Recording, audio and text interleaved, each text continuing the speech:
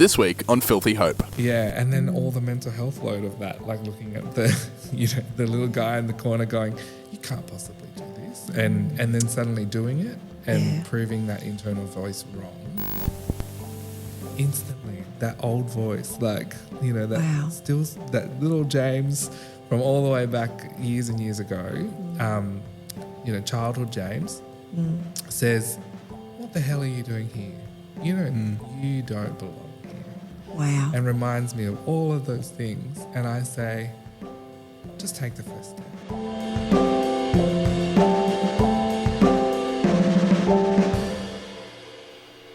This podcast is a Uniting Heart and Soul production and was recorded on land that was stolen nearly 250 years ago. On this particular episode, we recorded on the land occupied by the Gadigal clan of the Eora Nation. We pay our respect to all Aboriginal and Torres Strait Islander peoples, and we acknowledge that sovereignty over these lands was never ceded. It always was and always will be Aboriginal land. At Filthy Hope, we humbly contribute to the ancient and ongoing traditions of storytelling when we share stories on this podcast.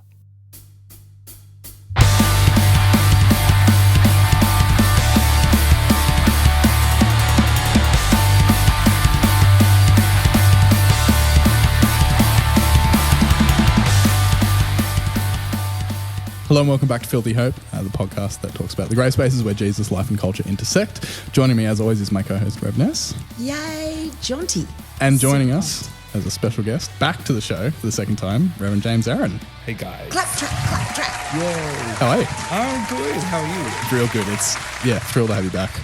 It's a bit different since the last time you were here. We were on couches, I think, when we had you here last time. That's right. Yeah. We've switched it up a bit in the meantime. We got studio, baby. It's fun. It Got all feels the very tech. serious. Yeah, we're grown up serious, now. Yeah. People that are watching have probably noticed something sitting next to you. Oh, Can you explain for people listening that can't see? Blinged up, and just show the other bit of bling. Oh yeah, just a couple of years. So, you can hear really it's heavy duty. Yeah. It's very serious. The hardware. So last time I was on your show, I said something about maybe competing in a bodybuilding competition, and I finally did. Yay! So good. Yeah, so I competed in the IFBB national and state championships. International Federation of Bodybuilding. Yeah, in That's the elite competition. So there's elite and pro in Australia for those who really want to research it later. And I competed in the elite competition. It's just amazing. So and cool. All the roid boys are in the IFBB. They are big boys. Big boys, yes. all right. Yep. That's right. So you were nothing soft about that, James? It was pretty confronting. Yeah. I can imagine. And fun. And actually some really nice, huge teddy bear, strong, crazy men. Yeah, with squeaky voices? No, but I didn't meet any squeaky. Really? None. Wow. Yeah. Very serious. Yeah, exactly. Like until they started eating donuts. Yeah. Very serious. And is that like immediately after competing? Literally in the hallway. Like the smell of Krispy Kreme in the air. Oh, man. Yeah, incredible. fake tan and Krispy Kreme. Yeah. I'll always remember that. Okay, so spoiler alert, you placed second and third in these competitions. It was just incredible. I've seen the photos. We'll pop some photos up on the screen. It's just super impressive. Your body was completely transformed, James. Yeah. And I have known you for a whole bunch of years now. We went through Rev School together, and you are a completely changed physical man. And I'm just wondering if you can just tell us about your physical transformation story. Yeah. And what drove that and what piqued your desire to go on this most incredibly challenging journey of bodybuilding, because it's not for the faint-hearted. Yeah, thank you. So a little disclaimer, I'm going to talk a little bit about disordered eating. Oh, we love that. Yes. And so if that's not, if that's not safe for you to talk about in this space, switch over, fast forward maybe the next 5 minutes, and then we'll pop back in. But so I have always grown up with a sense of disembodiment when it comes to eating, and disembodiment came about for me because I grew up in an abusive household, and there were times where it was really great and there were times where it was really, really horrible. And Yep. so I kind of disassociated from my body quite often. And Yep. so oftentimes would punish myself with food or punish myself by not having food, or completely get out of my body altogether and just eat for the sake of eating. And so for a long time through my young adulthood and into college and so on, it was never something that I dealt with particularly. I dealt with all of the other PTSD and all of the other sense of mental health and the disconnecting from my body kind of thing, but I never ever dealt with the eating thing, and so it was always just something I managed. James, did you do laxatives and purging? I purged, yeah. I purged. I ate till I would throw up, or I would go days of really strong dieting, Yep. and then go days of really strong binging. Yep. And it was just something that was a pattern that it was just managing my emotions. Yep. And And did so- your weight fluctuate in that All the time? time. Yeah. Yeah. Up and down, you'd have Yeah. fat periods and slim periods? Yeah, and people commented at college, and when I was at college, Yep. people commented, they would say, oh, you've lost a little bit of weight, or you've put on a little bit of weight, or actually, less people comment when you put on weight. Maybe that's the right. safer Yeah. place to be. And so I moved into ministry full time, and I think ministry often calls you to be the most human person to yourself and to other people in the room. And so eventually, the issues that you have before ministry start to catch up with you. Interesting. And so I found myself dealing with the highs and lows of bearing, baptising, marrying, being part of the daily life of church, and around cake and sandwiches and all of that every single day, and just never sort of questioning myself or my relationship or any of that stuff with myself, with the person that I was in a relationship at the time, but also with my body. And it's always on offer, the food, isn't it? I mean, you Always. turn up to do a pastoral meeting, and the lovely, beautiful people that you're meeting always have made you a cake. That's right. Or there's some beautiful Danishes there, and it just seems rude not to eat it. And if you're doing that every day of the week, I mean, no wonder the vicar of Dibley was the size that she was. Yeah, yeah. Right? Because Pikelets are a thing. Pikelets. They're real. Scones. Yeah. That's right. You have to have the jam and cream, just saying. Yeah, That's and you right. get home from a really big day of listening to other people, and, Yeah. and you literally talk to the ice cream. You literally start eating it and talking to it. And for me, the disordered eating meant that I was so disconnected from my body that I actually hadn't realised how big I had gotten. And so Interesting. I didn't start weighing myself until I got down to about 134 kilos or 138 kilos. And it was, and we've spoken about this, but it was a friend of mine asking me like a couple of key questions, like, are you safe? Are you well? What's going on? How's your mental health? And then they just outright said, you're really fat and I'm worried about your cholesterol. I'm worried about Wow. your health. How old were you, James? 30s? Yeah, so really early 30s. So young. How am I now? 36. Yeah, so early 30s. And 134 kilos. Yeah, that's when I started weighing myself. Wow. So I wasn't brave enough to look at the numbers. I wasn't brave enough to get on a scale for nearly 6 months. But like from the time that I started actually training and actually committing to 5 or 6 days a week of training and actually thinking, just writing down what I was eating. So I wasn't even counting calories at that stage because I was working with this coach who said, you also need a psychologist. You also need this and you also need this, and I'll work with you. He was an exercise physiologist, so Abe Dudnik. Go Abe. Yeah, he's a good friend and still, was a good friend before that, and actually helped me with a shoulder injury like Rehab.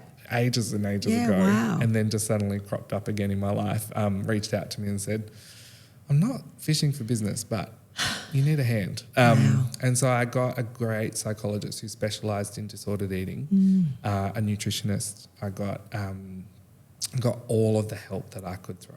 And it's a really privileged position to be in. Yes. I claimed as much as I could on Medicare. I claimed as much as I could through private health. Fantastic. But even still, it was a really privileged position to be in. So I had a lot of people in my corner. I remember watching you.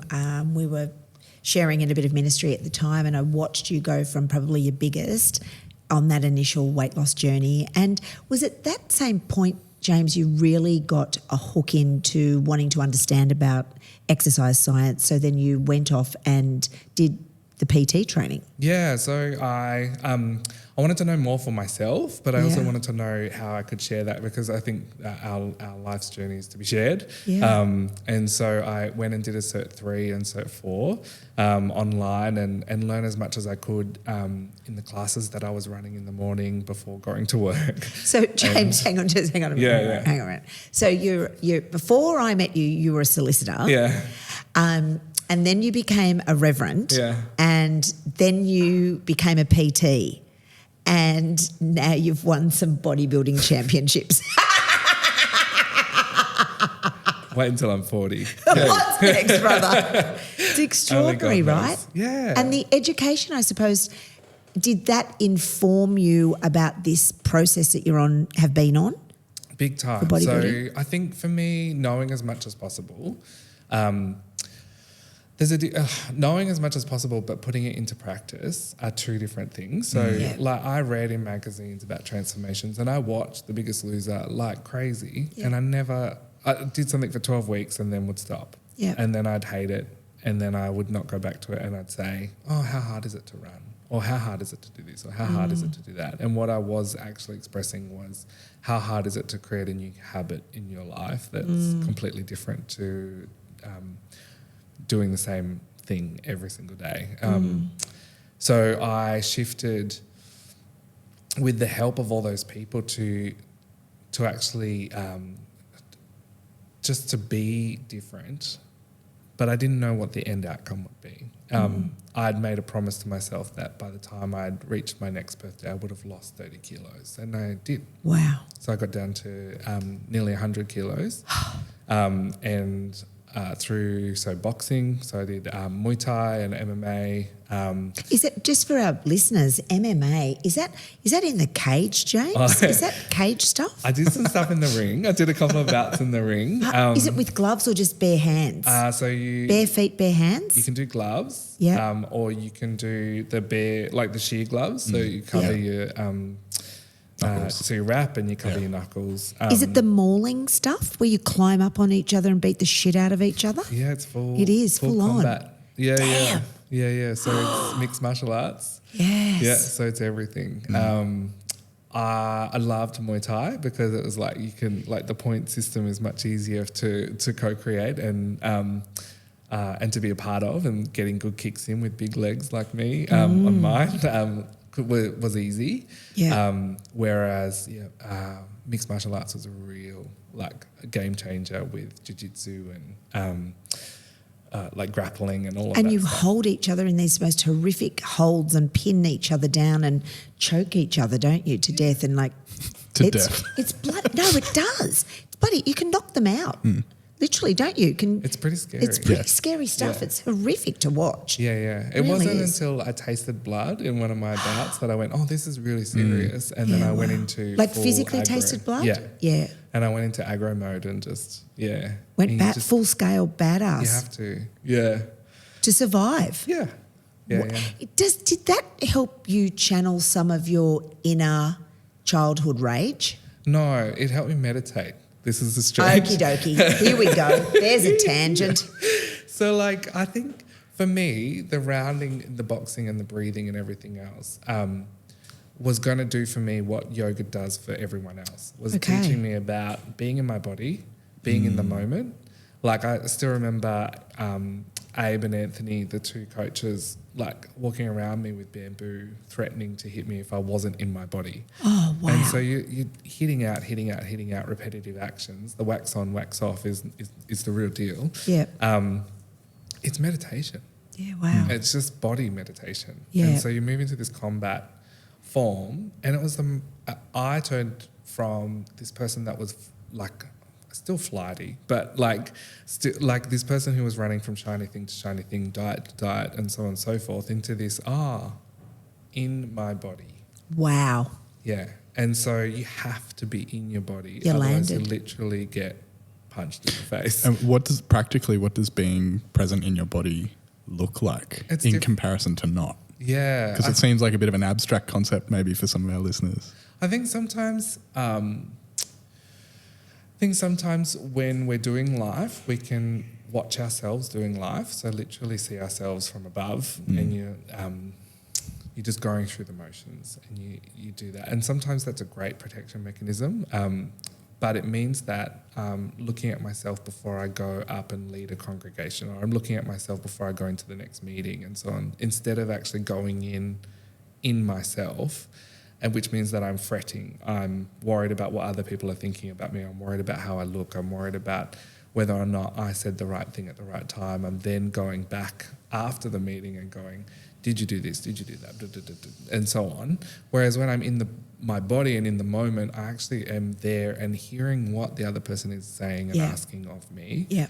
And I'm able to take response in myself rather than watching myself give a response. So fully present in the moment. Yeah. So am I right in saying, because I understand dissociative disorder, because I suffered that for a very long time. Then you understand that huge bridge. I do understand the huge bridge, and I understand the looking on while I'm not in it, but I'm in it. Yeah. I can't do it anymore, which is a bit of a bummer, because I think sometimes that could be really helpful. It is a superhero gift. It is a bit of a gift, particularly in traumatic, scary situations, to be able to extricate yourself from it emotionally. Yeah. And sort of kind of check out, but still physically have a presence there, but not be in it. I know that I'm not kind of explaining it very well, Jonty. I know. No, it's making sense to me. Yeah. But for you, James, to come back into your being, would you say it was dissociative disorder? Yeah, that you had? There were huge signs of dissociative disorder, as well as like ongoing anxiety and trauma driven. Yeah. So would you find yourself in a scary, triggering situation and then just leave yourself, go up onto the ceiling? Yeah. Or to the corner of the room? And I had fancy things for it. Like I'd say incorporate, like, I'm going up onto the balcony to look at the situation in a bigger scale. And I'd use all those excuses. I'm going to zoom out. Yeah, and all of that stuff. And it's vital. Like sometimes it's a really incredible mechanism to protect yourself, but also it's good to see the bigger picture and all of that stuff. Yep. But when you're doing it without choice and without will, it's a different thing altogether. And so and it can be quite it's dysfunctional. Completely. Yeah. And so stepping back into my body meant that I could be present not just in the boxing ring, but be present in so many other spaces in my life. And so eventually I worked out, hey, boxing is incredible and this is fun, but now I'm 79 kilos and I'm the smallest that I've ever been as an adult, and I'm tall, like I'm 186 I'm 186 centimetres, 187. Is that about 6 foot something? 6'2", I think. Yeah. And so you're a bit of a unit, man. I'm pretty big. Yeah. Father's from rugby.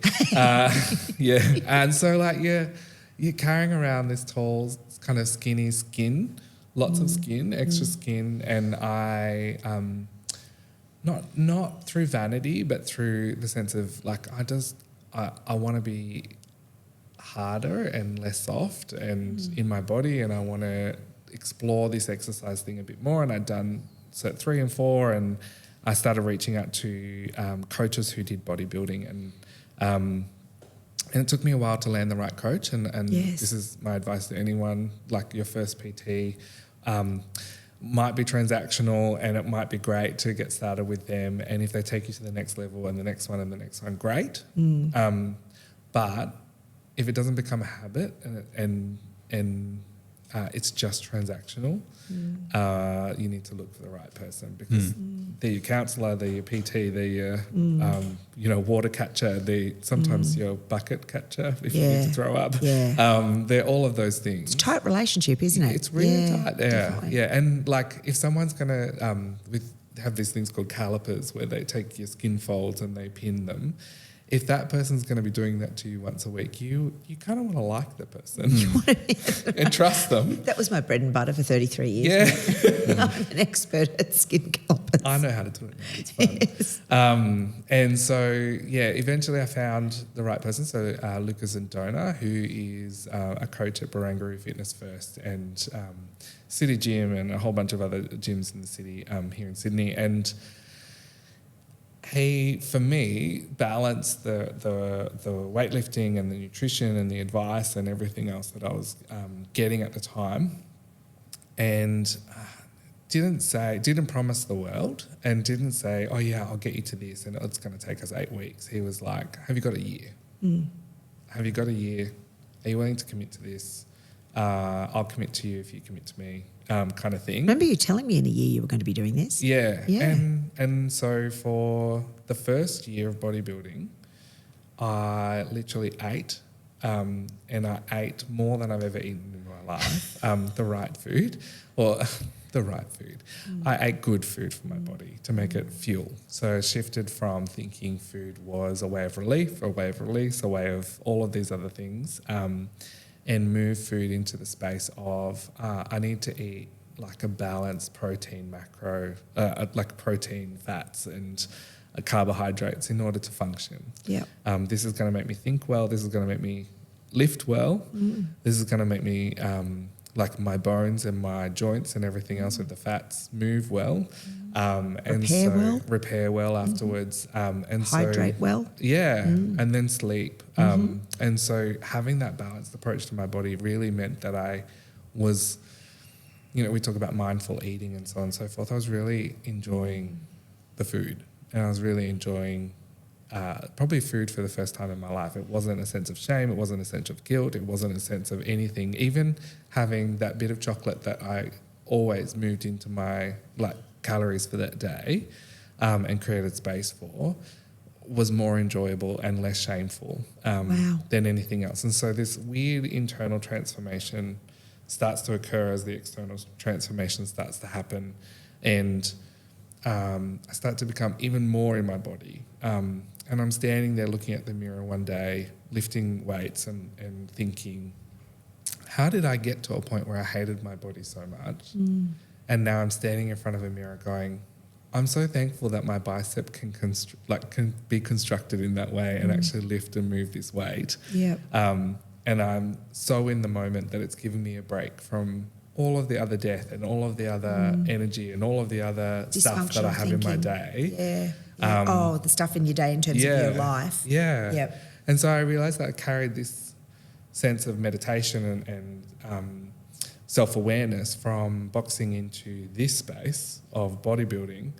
And then when I thought about it a bit further, because we have lots of time to think, us ministers, I'd actually carried it into so many other aspects of my life, unwillingly, because my new survival technique was not to hide away by getting out of my body, but by getting into my body and breathing. Wow. And this weird transformation happened because, God, I'm going to say God. Goose pimples. She's in the room. She better be. God shows up, when we least expect it, but also is always there. My first call into ministry and always my return call into ministry or my return call home is to speak life over dry bones. And then God does the breathing. Yep. And so I spoke life over myself. I said, your own dry bones. I will do this. And I listened to the words that Luca, if I called him a prophet, he'd probably hit me next time I saw him. And Abe, funny name, Abel, spoke over me and said, they spoke life. They didn't gossip. They didn't go behind my back. They didn't tell everyone else that I was putting on weight. They didn't tell everyone else about the goals and the dreams and the ambitions that I'd shared with them in private. They didn't do any of that stuff. Yep. They just trusted me and I trusted them, and they spoke life over me. And then God did the breathing in the moment, in the showing up, in all of those things. And I chose life every time I caught the ferry boat across to Barangaroo, every time I got on the train, every time I sat in the car park of the gym and went, just finished an 18-hour day. Yeah. How am I going to do this? And, I spoke life over myself. Yeah. This is your time. 100%. promise this to yourself. This is your time. Yeah. And it became part of who I am, and it is part of who I am now. Not just the boring person talking about weightlifting, but actually this integration started to happen into my very being. So I know in myself, I have strength that I didn't know that I had before, literal body strength. Yeah, physical strength. But the brain strength it takes to do what you have done is just next level. Yeah. The commitment to the training, the preparation of food, the actual cutting and caloric restriction, the fluid restriction, the needing to sleep, to recover, to get up and repeat the process is so badass, James. Can I ask about the sleep part of it as well? Because I've spoken before on this podcast, I have a horrific relationship with sleep. I've never slept well as an adult. How important, well, now obviously having competed, but in those early stages of you learning, like that process that you've just described, was sleep always something that you felt comfortable with your relationship with, or was it something that had to change as you changed those other things in your life as well? Like, I'm really curious to talk to everyone that I can about sleep, but especially someone like you with that journey. Yeah, so I think we all have a disconnected relationship with sleep unless we're really intentional about finding out what it means to us. So and so I before this process would sit on my phone and scroll I don't know what doom scrolling is, but I would scroll and what is that, by the way? Do you know what that is? So you get sucked into the endless cycle of Is it on Insta?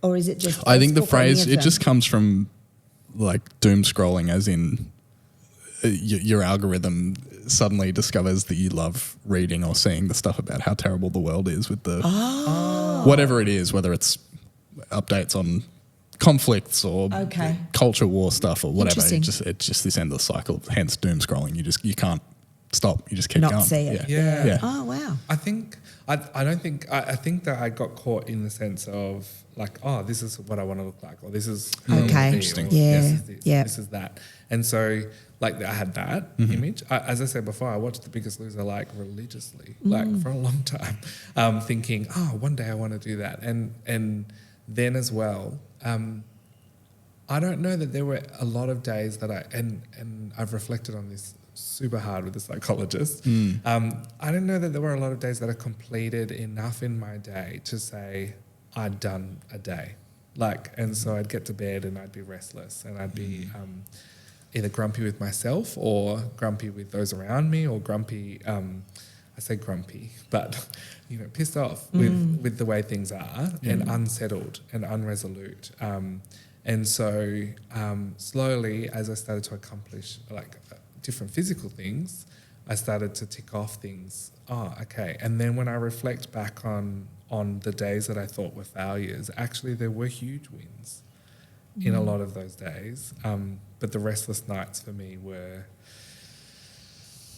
being so out of touch with the situation, I didn't know how to celebrate those moments. It's different for everyone. So let me put that out there. And sleep is vital to recovery and to repair and to mental health and to longevity. There's so many studies on shift workers and others that show that sleep is vital in the longevity of life. So it's good that you're questioning. It's good that you're digging deep, and that's and it's good that you're in your person about it. You're not like, I'm just going to ignore this for the next however long. But it's vital, and it was vital for me. It wasn't a huge thing for me to jump across, and I'm sorry that that's your mountain. Comes and goes, but for me, I'll leave it at that. Okay. Yeah. Interesting. Yeah. I'm always so curious. I had a terrible sleep last night. I'm going to segue. You can cut it in or cut it out or use it as a promo. No. I'm going to tell you it's a stream of consciousness, but it's so fucked up. So that you probably do want to cut it out, but I'm going to say it now because I'm on a roll. Yeah, no, hit me with it. Talking of sleep, I had a shocker the other night, and I'm a sleep fiend, and I'm exercising a lot at the moment because I've got myself a PT for the first time in my life. Joined a gym, paying a gym membership for the first time in my life. Like, go me, yuck. Nice. Shout out to Liam, my PT at the Gym Factory at Warriewood. Oh my gosh, the kid is a legend. And I am loving my training all of a sudden. Yeah. And it's helping me sleep because I'm sleeping much better. I'm knocking out reformer classes. I'm doing PT with him. I'm walking most days. It's like my exercise output has definitely increased, so my sleeping's better. So then for me to wake up having this horrific nightmare, which you would probably love because it's a little bit like The Exorcist, my dream I'm going to share. It was like a horror movie, Jonty. I am running around my house chasing my perpetrator. Wow. Oh, wow. The female perpetrator comes into my home. I'm in a bridal gown and that's ill-fitting and too big on me, weird, and I am chasing her around my house. She's putting voodoo dolls all around my house that look like dog toys, and then I finally chase that bitch and I find her down by the pool and I'm holding her, on her in this victory moment, and then the alarm goes off and I wake up and my heart rate is through the roof in this most heart-pounding, sweating moment, and I had to wake Rob up at 5 a.m. and said, "Oh, babe, I've just had this most fucked up dream. Insert name. It was really bad." And he said, chasing around the dog toys and a bit of wedding gown. And he said, "Hey, babe, what a great fucking dream." I said, "It was horrible." He said, Kentucky "You accent. bitch." And then it occurred to me, it was a victory dream. I wasn't being chased. I was chasing her. I was having victory in this moment. I was holding the threat under the water. It was powerful. Boy, I was tired that day. Wow. Felt like I'd run laps. And again, this is something I'm super interested in, so I'm going to press in if that's okay. Was it a dream that was more vivid or lucid than normal? It was so vivid, really, Jonty. It was like it was real life and I had lived this real experience. It's like I was in it when the alarm went off. I would have sworn I was wet from holding her in the water. And I never got to see if I successfully. That's the bit I'm pissed off about. That's so interesting. Said the Reverend. Yeah, but it's a dream, right? Dead ped's a good ped. That's my tag. You know that. You're just giving me more post-production work now. A lot. Just a little one there. As if they're mine anyway. Maybe somebody else's, but mine. I can say that's my story. Yeah, that's super interesting. And we've talked about off mic. I've wanted to do an episode about dreams and visions before, because that's super interesting. There's lots of stuff in there that I'd love to. So I did analyse, unpack it but, because I was traumatized from the dream. That sounds horrible. It was horrible, and I unpacked it with my child, who's just finished her psych degree. Slink, shout out to Slink, did an amazing job and talked me through my day. The day before, and it was interesting. There was all these points that had come up. So the dream is the most fantastic amalgamation of your day's events. Trigger points? Yeah, that came up a whole bunch of stuff in the day that had come up for me. I'd had a bit of a tumultuous kind of day with lots of interesting conversations about interesting sad things. And I think the brain is so clever in creating a script and streaming this conscious processing together that it came out in that mode. Yeah. Funnily enough, though, the best part for me was in a horror dream, you're normally the victim of some horrible crime or somebody's there to get you and you're scared. And I've had dreams where I'm cowering in a corner, I'm hiding from the baddie. It's always the baddies after me. In this one, I'm nailing the baddie. I want to say the relationship with yourself and the relationship with exercise and the relationship with sleep and the relationship with all these different things don't happen on their own, but also require your intention and work on each separate thing. So like the psychology piece, you just said that you haven't paid for gym membership before in your life, but you were a gym manager and a PT and owned my own all gyms. of that. Had my own gyms. So I want to put that out there just quietly. She's been in gyms. A lifetime of gyms. That's right. I am a PT. That's right. Yeah. And so I think sometimes fixing the 5% that we can see of ourselves is a little bit like running out to the gold rush with those pans and trying to find the gold in the bottom of the pan. It does reveal in us the other parts of us that need some work. And so no amount of lifting in the gym or running on a treadmill or jumping into a boxing ring is going to fix the long-term trauma that I have in my life. No. It will give me strength and it will literally build muscle. Yes. Emotional muscle and physical muscle to push through some personal discomfort. Yeah. Not unsafety, discomfort, to push through into the area of newness and all of that stuff. But it won't ever create the safe space that a psychologist or a counsellor can create in dealing with that long-term trauma and so on and so forth. And I don't know if you've ever read the book, The Body Keeps the Score, but it talks about pain and memory that we hold within our body.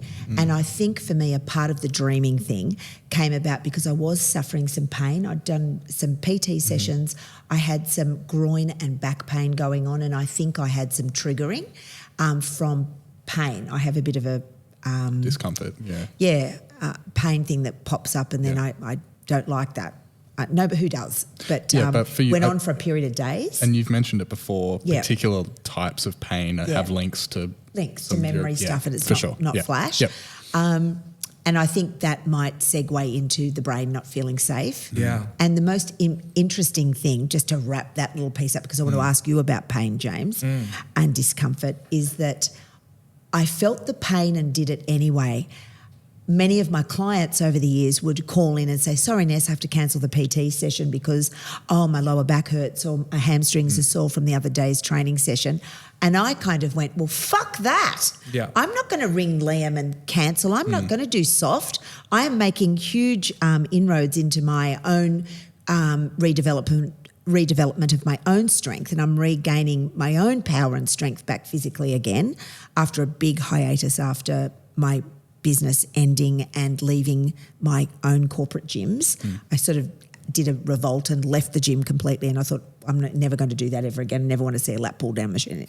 I never want to see a 20 kilo plate. They can fuck the 20 kilo plates. If anybody shows me a bloody Reebok step, I'm going to shove it up their ass. I'd got like that. I was post-traumatic stress, mate, about the gym. Keep going. This is promo. It was really bad. It was just, don't show me those bloody Swiss balls. It was just, I'll stab the fucker. It was just bad. Yeah. Anyway, so I'm back in there and I'm doing it. So I didn't cancel the session.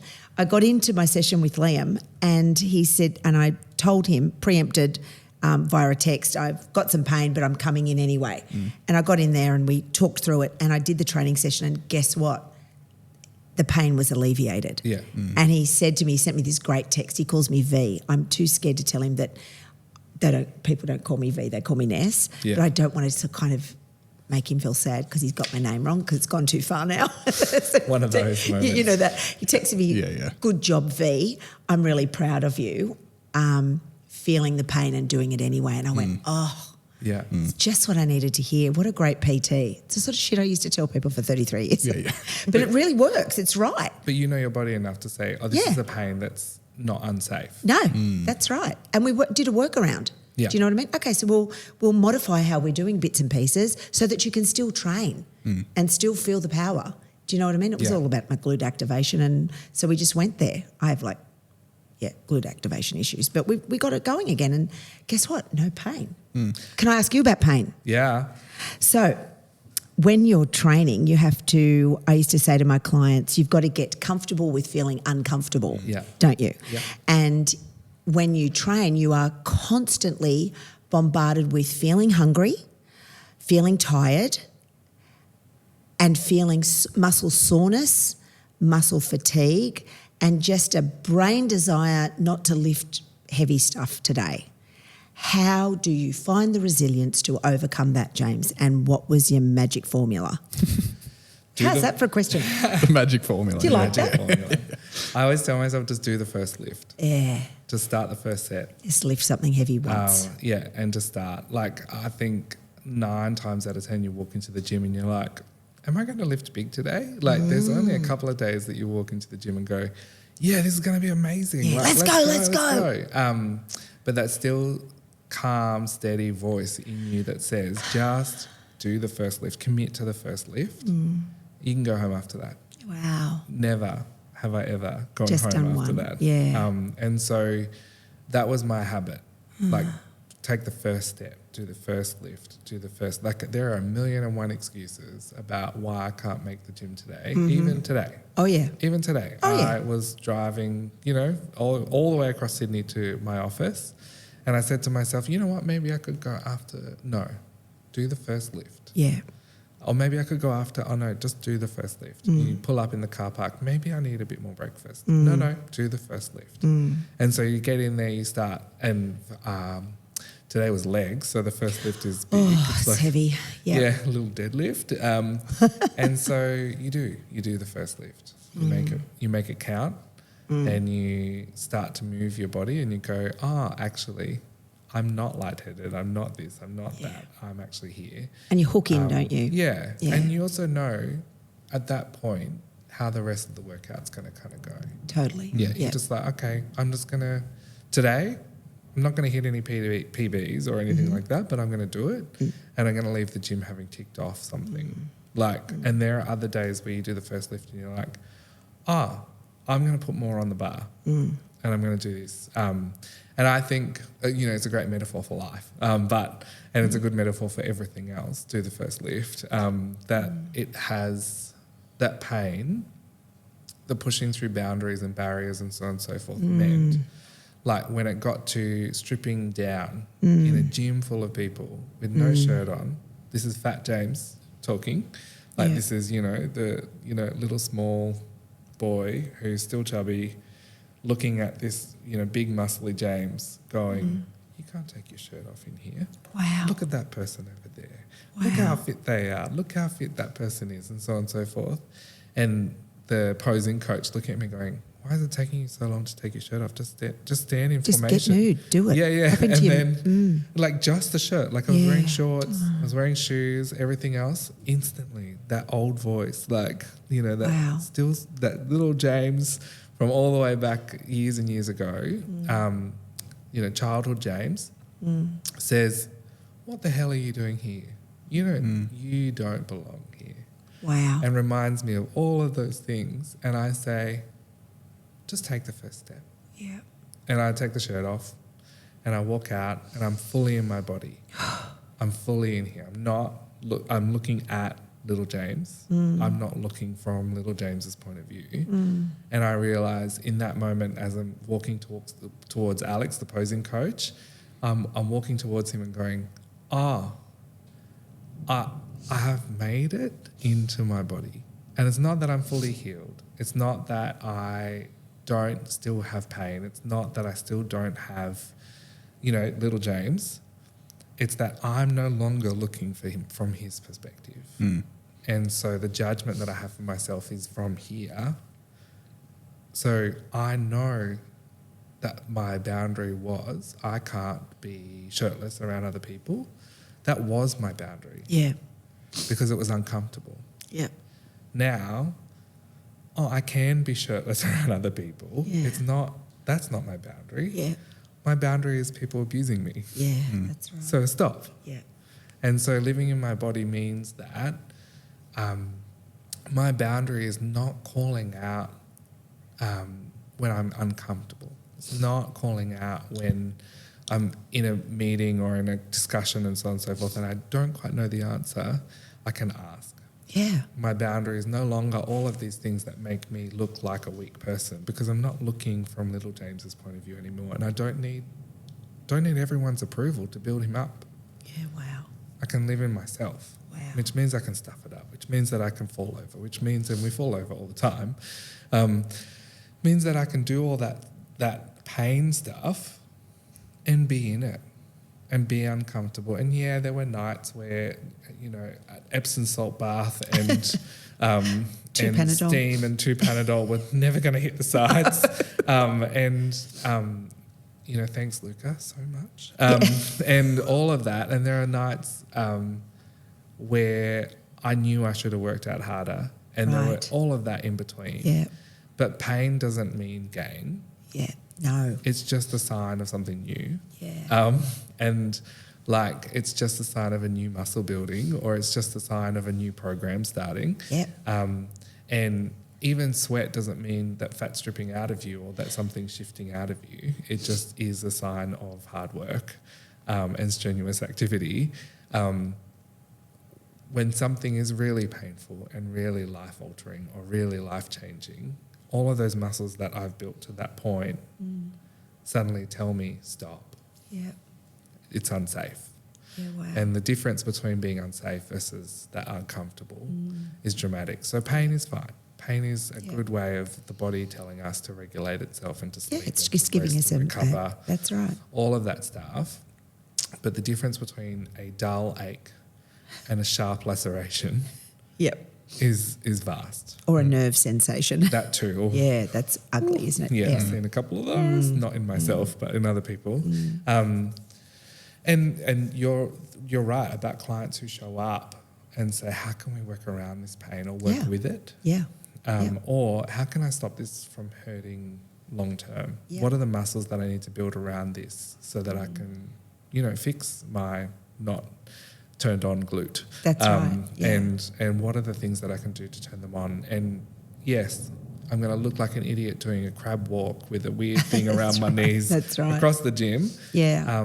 But no one else cares in the gym. Yeah, that's interesting. I've had huge pride issues about going back to the gym. It's been really interesting for me because I'm in week 6 now of being back and training with Liam twice a week, and I feel like I'm the fattest, oldest person in the gym. I actually am.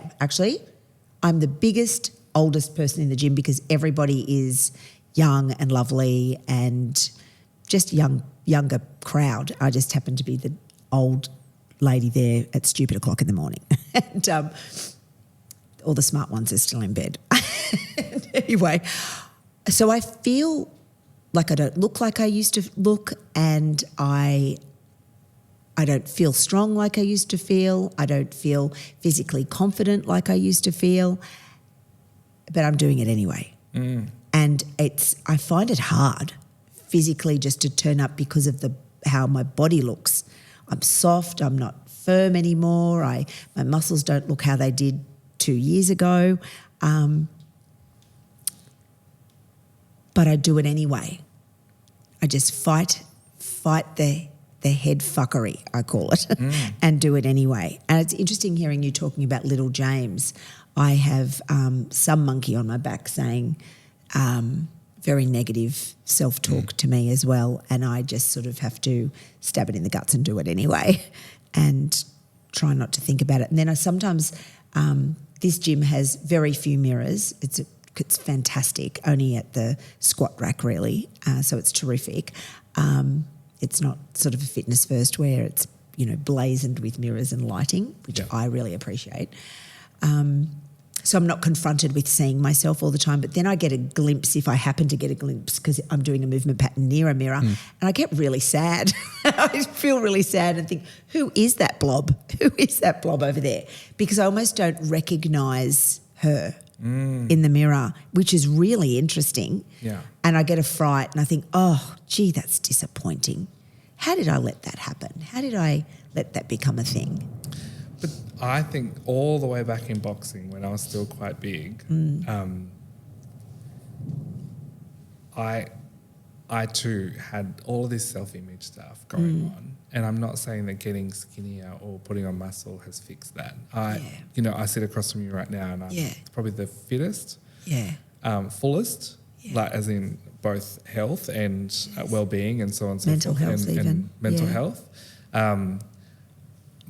I could very easily tell you in a heartbeat, and you asked me before this what my goals would be for next thing, and it's like, you know, I want to get 10 kilos bigger and I want to do this and I want to do that and all this different stuff. In boxing, I learnt I had to celebrate each time I blocked. Yes. Like not on the spot, like after. No, after. And it was great when I did that. And when it was a that's point. right. Like every time I landed a jab, I won a point. Yeah. And so, and I learnt that really early on. Every time I do a full rep, it's a rep. Gold. It's done. Yeah.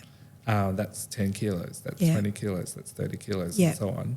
And then you push 26 kilo dumbbell, like hammer curl or something, and you're looking in the mirror going, oh, this is 26 kilos. I remember when 8 kilos was really Just crazy. saying for people that are listening, a 26 kilo dumbbell is actually, you know, the big Olympic plates that we have and the big roid boys load them on the Olympic bar. That's one of those Olympic plates. James is curling 6 kilos more than one of those on one curl. It's like, mate, it's like epic. Yeah, it's crazy. It's really epic. I really appreciate that. So you celebrate it every time you do it. And you go, oh, my body couldn't do that 6 months ago. No, it's just And extraordinary. That's where I'm at with like looking at myself in the mirror with the gym and thinking, oh, I really want to be bigger. And I will talk about self-image stuff a little bit more. I had to get into the fact and celebrate every rep, which is a culture that I've adopted elsewhere in my life, about celebrating the wins rather than in myself. Great. Rather than waiting for someone else to celebrate it, because no one's coming on that train unless you invite them. And maybe That's like that in ministry, can I tell you? Yeah. Because we get into trouble if we're not humble. Yeah. So I feel like we hit goals all the time in Filthy Hope and at Uniting Heart and Soul, and I can't talk about it too much because it's deemed to be, well, you're not lacking humility, Vanessa. So I just shut up about it. And Jonty and I have a bit of a look what we've done. Look how many people listening now. Look where we've come. But I think that's the important thing, is like looking at a big thing for this podcast for me is like, how can each episode be better than the previous one? Yes. And I look now, like just the other day, one of the very, very early episodes came up on my feed and I was like, what is that? That is, and I think it's a similar thing of like looking back and going, 6 months ago, my body couldn't have done that. A year ago, that's where I was in terms of whether it's production or audio or just being a host of the conversation, whatever. And seeing that journey and celebrating that, I think, is really important. Yeah. So important. So do that culture. That's my biggest takeaway card is, Paul says that we move from milk to meat, and there's a whole bunch of stages between that. Well, gospel. It's the gospel truth. It's almost like a minister of the word sacrament and lift. So, like Paul says that we move through the stages for food and understanding and so on and so forth. I think that happens in ourselves and in our lives, and we enculturate it in the way that we live. About body image, like before getting on the stage and leading up to that moment, there was so much fear. I bet. And that internal voice that said, don't take your shirt off. So that little guy in the corner that I'm looking at said, don't take your shirt off. He was watching me get on stage as well. Yeah. And how victorious. You talked about narrative before, about narrative therapy and about turning the story around. If that little guy's there watching, with all of the harm and everything else that's happened to him, me stand up on a stage and say, actually, this is my body and I'm celebrating it. Yeah. And I've worked really hard for it. And look how strong I am. Both physically and mentally and everything else. I talk about being in your body, but when you're standing on stage, you have to pose and you have to see yourself moving those muscles into groups and then get back into your body so that you can actually feel the muscle engaging and then stand back out of your body. What are the judges seeing that I'm not seeing? Right. And in Position your body. yourself perfectly. Yeah, and then all the mental health load of that, like looking at the the little guy in the corner going, you can't possibly do this, and then suddenly doing it and proving that internal voice wrong. I used the song Running by Beyonce for the posing. You have to do a posing sequence where you, it's like a dance, basically. It is choreography. It's choreographed, and Alex, who created the choreography with me, used a lot of back work because it was like turning your back on who who you were before. Beautiful. And some of the strength and all of that stuff, and then literally moving into a running pose, into a chest, and then into etc.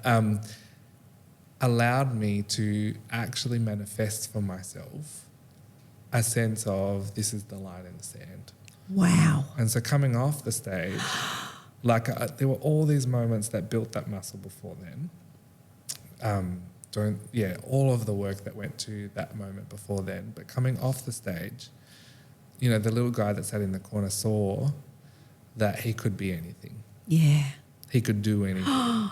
That is epic. And like this, like Trophy. it's so weird. So that beautiful. It's mine, and I know it's weird that it's weird. For those that can't see it, it's a massive trophy. It's like, it looks like it's about, a quarter of a metre high. Yeah. And it's bigger than a quarter of a metre high. It's reckon 40 half a centimetres? metre high, I Yeah. think. It's gold and it's hardcore hardware, beautiful bling. Second place, was it novice? So this one was I can't remember. I did novice and beginners. Yeah. And I think beginners, novice I was second, and beginners I was third. Yeah, incredible. But it could have said 50th.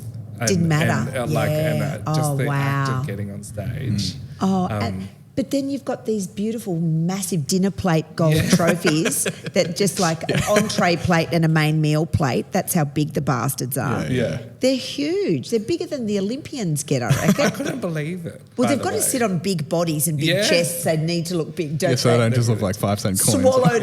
Swallowed up as a 50-cent piece between the pecs.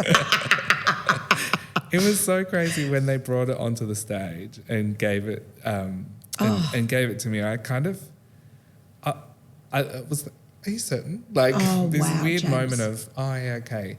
And it wasn't that I needed to win at all. It wasn't that it was that I needed to do it. You were in it for the experience. Yeah. I remember that. Yeah. I just needed to do it. And how did they announce it? Can you tell us how that goes? So you're all lined up. You've done your routine. Yeah.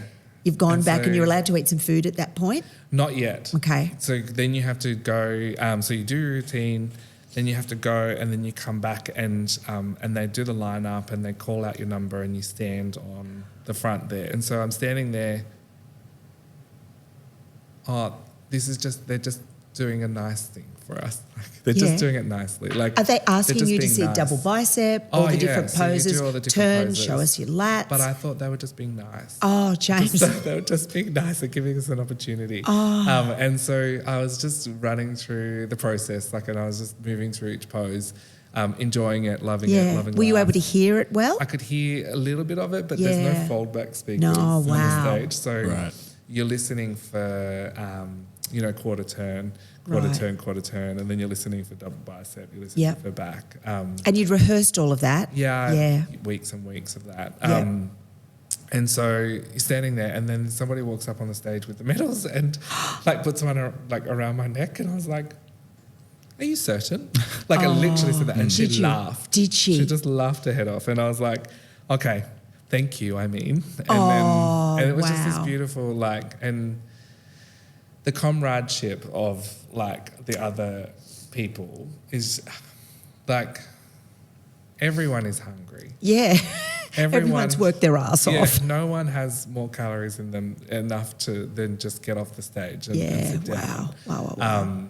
And I would say bodybuilding is not for everyone.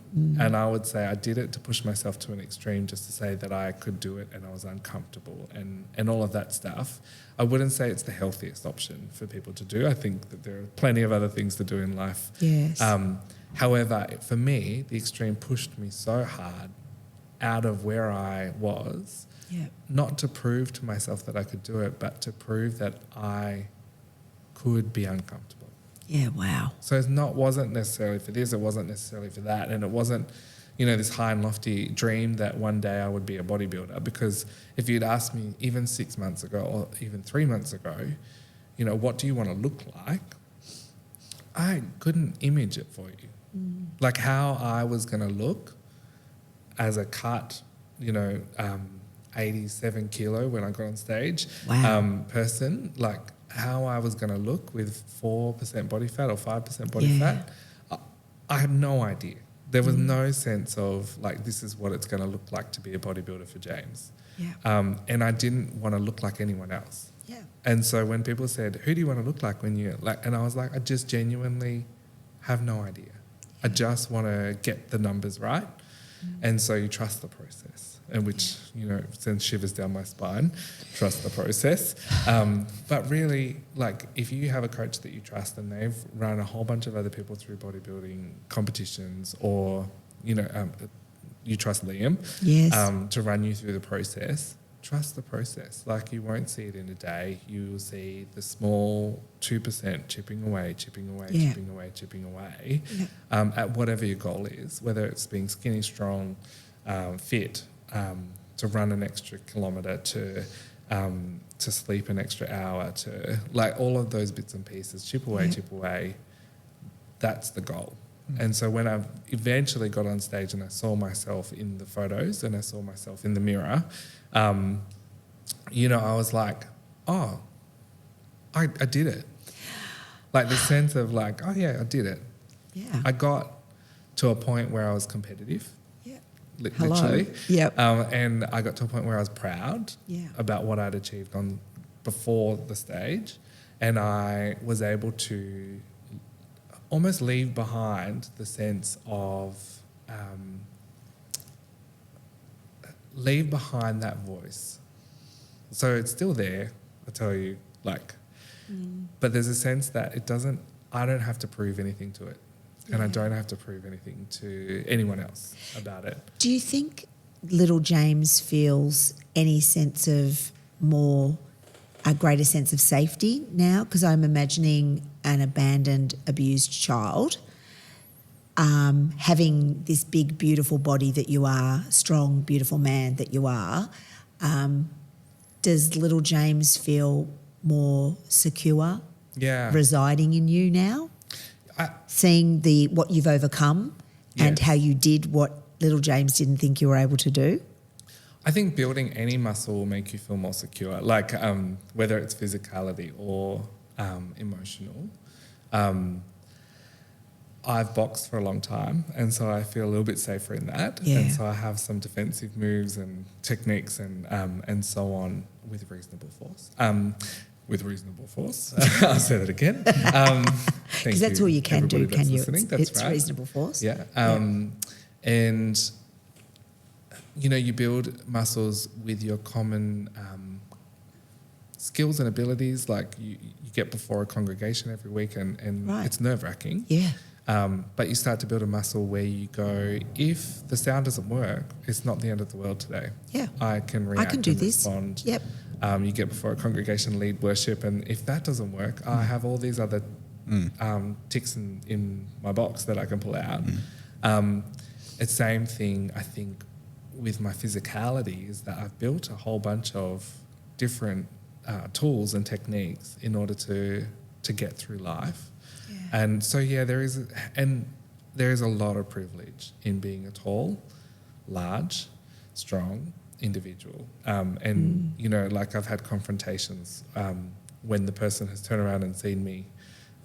I don't cause confrontations, I'll say that. But I've had moments where, you know, you run into someone who is typically an angry person. Right. So I'm on a escalator going up, and I'm walking up and politely, quietly, in my small voice, still small voice, excuse me, can I run past you? And you know, this guy's like, how dare you come close to me? And obviously not having a great day or a mental health episode, and sees me, turns around and sees me and says, sorry, mate. Looks down. Shits himself. Doesn't look at me. Draws in so small.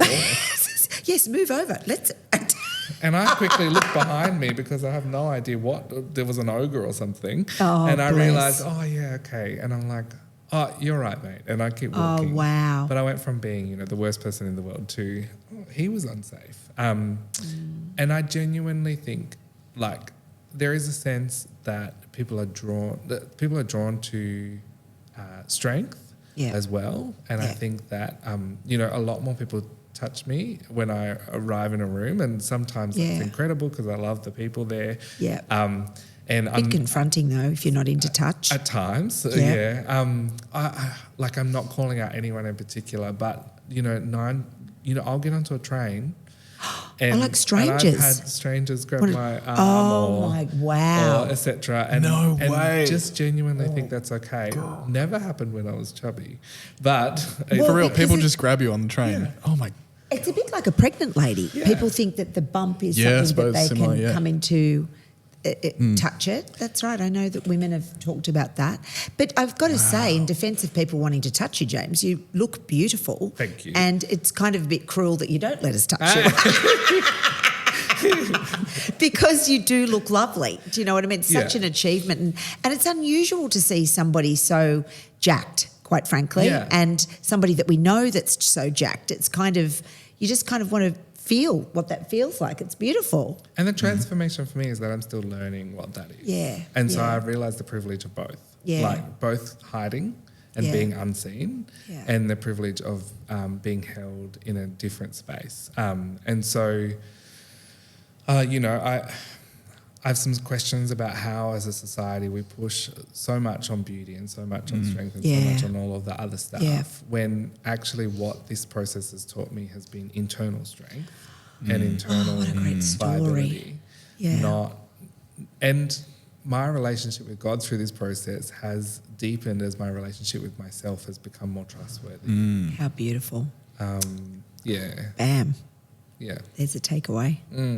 Well, God is the breath that calls you back to yourself each new time, and calls you to community each new time. And so there's been no point in this process where I've hidden away in a room or hidden under a bushel or any of that, my relationship or God's relationship with me.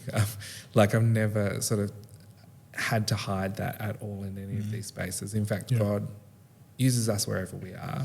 And this is our temple. There's plenty of temple language in the Bible about the body, and respecting our temple and caring for our health and well-being. And you've just done the epitome of caring for your body and restoring your overweight self and your, I suppose, and how that linked in with your mental health and your childhood trauma into the culmination of something very beautiful, something very healthy, and a transformative story in the doing. Yeah. It's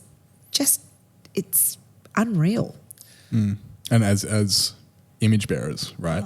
There's that whole temple thing, but also as each of us are born in the image of God. Beautiful. I think,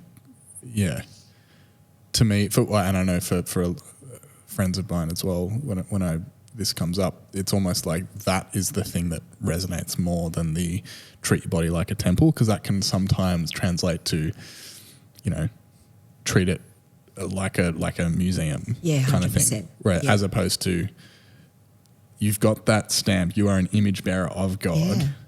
Be true to the fullness of who you are in that as an image bearer, which I think is really powerful as a lesson to learn in obviously health and well-being, but also in we talk about being true to the fullness of who you are as an individual.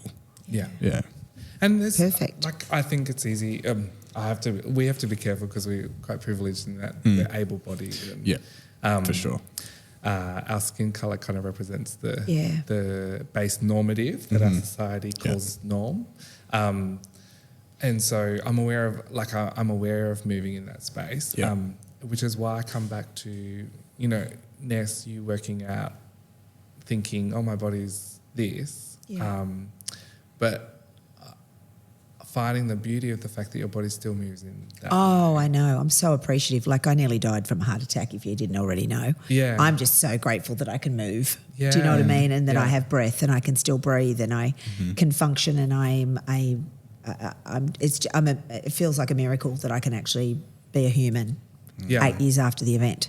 So I'm very grateful, super grateful, and it's transformative in itself. I'm on a growing, learning, healing process myself at the moment. Well, let me say to you that seeing you move, seeing you active, seeing you still leading and still moving in different ways, both emotionally, physically and otherwise, having known you through that journey is a testament to your strength. Thank you. Your tenacity and your willingness to step into the discomfort of life, because that moment had the potential to hide you away. Oh.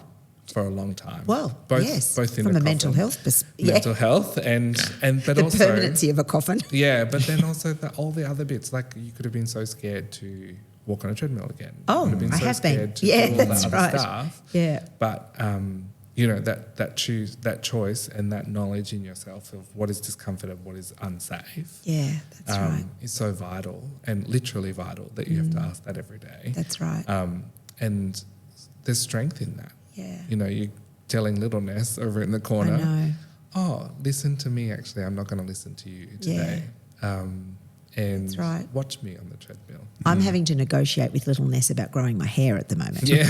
So we're having a whole hair growing crisis together. And because and I'm really aware of the psychology of it all, because I was abused and I had long hair down to my waist and a little bullnose veranda fringe as a little 6.5-year-old, thick, long, dark hair. And then we went back to live with my dad, and that sexual abuse piece ended, and my mother ordered my grandmother to go and have my hair completely cut off. So my sister and I had our hair cut to very short, little feathered hairdos. And so I made a decision as a 6.5-year-old that you only feel safe when you've got short hair. Yeah. So every attempt that I've had to grow my hair, I end up giving up because I feel like a girl and I feel unsafe and I feel vulnerable. And so therefore, if I don't look like a girl, then I'll feel safe and nobody will hurt me. And so now I'm going, mate, time to get over that shit. I'm gonna have a real crack at that. Yeah. And just grow long, fluffy, girly, chick-like hair, start pushing my boobs up and start wearing a frock. Yeah. Because I'm going to. And you can. And I can still be strong Yeah. in that external chick thing. Yeah. I think, because and that's hard for me. Yeah. I feel like I'm in this alpha body, like massive Yeah, alpha body. wow. And you look like you are. And I'm still this little gay boy, like, wow. all of that. Wow. I really do think it's a choice that we can sit in. Yeah. And, beauty and wonder and awe all happen in the movement, in the process, and then, being able to do it in the discomfort. Yeah. I think that's the beautiful thing. Yeah. And we've all experienced that in our lives in different ways. And then marking the moments of healing with victory. Yes. Those little incremental moments And I of think victory. God calls us to that. Yeah. Right? Like, I think a really Celebrate. life to the full. Yeah.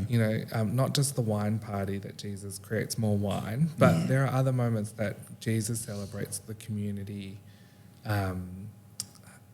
celebrates and reprimands the community at the same time. When the blind man is out, and then Christ heals the blind man, and then reprimands the community, but celebrates the blind man. Yes, It's like, yes. oh, we should have always been including the blind man. That's Sorry, Jesus. Like finding ways that we can celebrate the wins of healing in ourselves, but recognise the sense of justice in the world around us.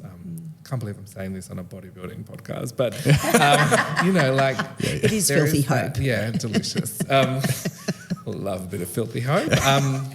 But at the core of it, I think the mechanics are, like at the very, very beginning, is, making that first step, making that first lift, committing to yourself to do that every day or 6 days a week or whatever it is. The mechanics of diet or nutrition or whatever else for me was always just right. It started with writing down what I was eating, being conscious about what I was eating. Yeah. If I couldn't write it down because I was out with friends eating at a restaurant, taking a photo of it. Yeah, nice. Or doing something that... Accountability. To myself. Yeah. I didn't send it to anyone else at the time. I didn't put it in MyFitnessPal. I didn't do any of that stuff at the beginning. It was, and then as well, finding friends or paying someone to be accountable to. Yeah. Whether that's your mental health, whether that's your physical health, whether that's your sleeping health, whether that's your whatever, seeing the doctor, getting the baseline numbers, whether that's your sleep numbers or your macros or like whatever it is in your life, get the baseline so that, and don't be scared of it, get on the scale. Don't listen to me waiting 3 or 4 months. Yeah, just do it. Get on the scale. Yeah. Like, stand there, look at the number and go, okay, Yeah. that's where I am. Yep. I got on the scale. Yep. Celebrate, good times, come on, let's move. That's it. Yeah, and then I moved. And then I was like, and then I'd get on the scale again. And it was never a task after that because I was able to lift the first time. And so, I think find those habits that recreate the 1%, because transformation, sometimes God transforms us in a heartbeat, and usually that is through really unsafe pain. Yeah. There are moments that we can create and transform change in our lives alongside God, and it happens 1%, one step at a time. Hard work. Yeah. I want to celebrate you and your story Thank you. and your wisdom and your physique in its loveliness and everything that is at looking at the moment. It's pretty cool. It's pretty bloody cool. I hope you've taken lots of photos with your shirt off, just quite frankly. Must be so nice for your partner to snuggle in next to you. Actually, it's not. You're like hard as a brick, aren't you? You're not a very comfortable pillow anymore. At the moment, yeah. Because we should say you have experience with Rob, your husband, has done that as well. Super hard. It was like laying on huge bloody sourdough loaves of bread. There's biceps. They look pretty sexy and hot, but they're bloody uncomfortable. Yeah. I'd last 2 minutes, have a feel and a touch, and then I'd roll over. That's enough of that. Pillow. Yeah, just put a pillow on top. Pretty firm laying next to that beautiful body. So lucky partner. Yeah, beautiful. Specimen of hotness. Am I allowed to say that? Or do you need you just did anyway. So. We'll need some more beach days, I think. You need some beach days. Milk that. Yeah. Congratulations, James. I can't wait to follow your journey and talk to you about what's next and hear more about your success and continued transformation. Thank you. Yeah. And we should say you're currently in supply with Pulse. Yes. Which is super exciting. Yeah. So, and actually coming up on the calendar on the 25th, I want to say, of November. Is that right? Yeah. If you're a young adult and you want to come hang out with some other cool Uniting Church young adults and James and the rest of the Pulse team, we'll have links for that as well. Yeah, a Merry Christmas Yag. And put that in the show notes. If you are a young adult, come along to Retreat Yourself in February as well, February 1. If you're a leader in our church in New South Wales ACT and you're a youngish person and you'd like to be involved in that, reach out and we'll talk to you about it. Am I too old to be a leader? Probably like an old lady, aren't I? There are ways that... I could be like a mama to help the ones that have crack-ups. Reach out. Do they have crack-ups? Oh, there's always something, isn't there? We do. We're all broken, so yeah. We're all a little bit cracked. Yeah. Yeah. That's right. Yeah, otherwise what's God there for? No, jokes. And I can confirm, having been to Retreat Yourself in the past, it's phenomenal. So yeah. I'll be there as well, so if you want to come hang out. That's awesome. Perfect. Yeah, and if you're listening, if you have any questions for any of us, but especially follow-ups for today's conversation with James, you know where to find us, filthyhopepod@gmail.com or on any of our socials. Where can people find you on socials if they want to? Rev James on Instagram. Cool. Oh, sorry, Rev Aaron on Rev Instagram. Aaron. Sweet. Yeah. So if you want to keep following that journey, that's where to find James on social media. You can see the live pictures there. It's great. Yeah. Yeah. Well, and again, just to wrap up, thank you so much for your time. We love having you here. Thank you. Yeah, it's been an absolute blast. I think we've done an hour over time, but we've editing, yeah. friend. Thanks, One James. step at a time. Yeah, that's right. That's right. Yeah, I've lost count of the number of late nights getting edits done 1% at a time. So yeah, thanks for joining us. Thanks for sharing, Ness, as well. Pleasure. What a great conversation. Always. We'll have to do this again sometime soon. This has been Filthy Hope. We'll see you next week. This is a prayer for the people who want to give up, who have been hurt beyond repair and cannot bear to see your face in anything. Find peace in life.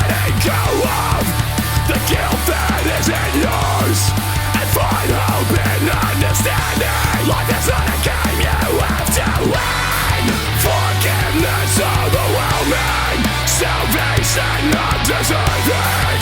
You will not my son.